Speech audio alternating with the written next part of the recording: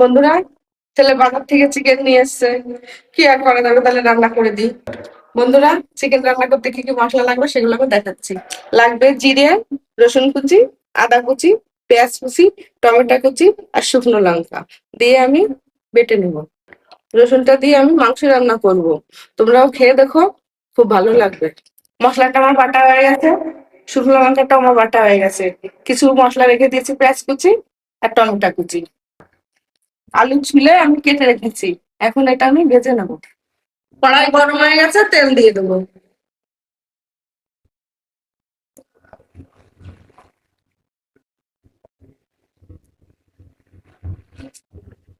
কেটে রাখা আলু দিয়ে দেবো।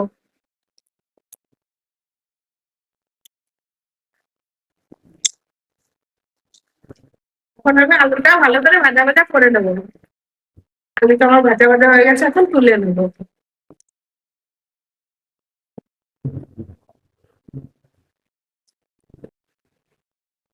সামান্য পরিমাণে আর একটু তেল দিয়ে দেবো। দিয়ে দেবো আমি এলাচ, লবঙ্গ, দারচিনি।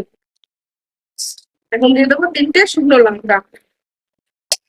এখন দিয়ে দেবো জিরে, 1 চামচ জিরে।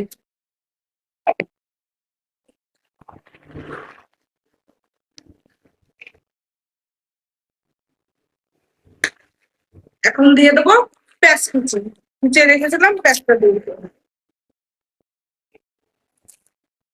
এখন পেস্টটা আমি ভালো করে ভাজা ভাজা করে নেবো।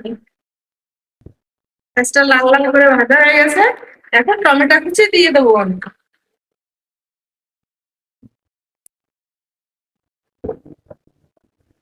ভালো করে ভাজা ভাজা করে নেবো।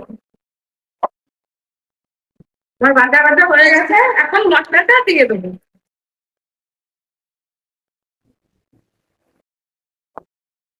ভালো করে কষাই করে নেবো। মশলাটা ভালো করে কষাই করে দিলে একটু জল দিয়ে দেবো। এখন আমি লবণটা দিয়ে দেবো। পরিমাণ মতো হলুদটাও দিয়ে দেবো। এখন মশলাটা ভালো করে কষিয়ে দেবো। মশলাটা আমার কষা হয়ে গেছে, তেল ছেড়ে দিয়েছে। এখন ধুয়ে রাখা মাংসটা দিয়ে দেবো।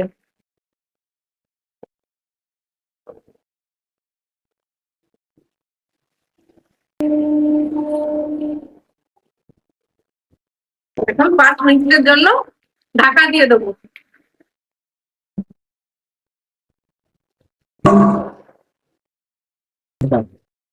এখন আমি ঢাকনাটা তুলে নেবো।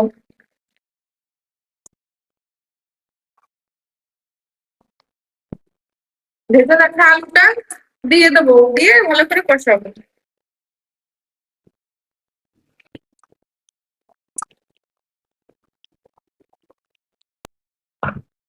কেটে রাখা রসুন দিয়ে দেবো। এখন বেটে রাখা শুকনো লঙ্কা দিয়ে দেবো।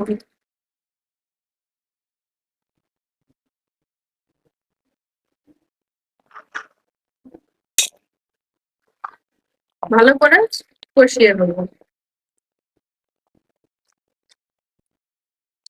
ভালো করে কষিয়ে নেওয়া হয়ে গেছে। এখন পাশের গরম জল রাখাটা দিয়ে দেবো।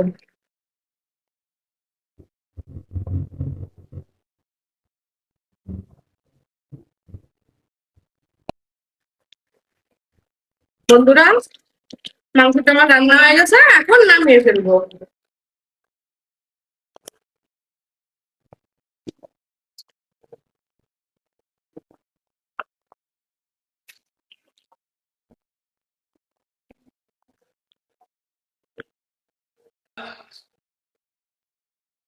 মাংসটা আমার রান্না হয়ে গেছে। যদি ভালো লাগে রান্না করে খেও। লাইক, শেয়ার, কমেন্ট করো।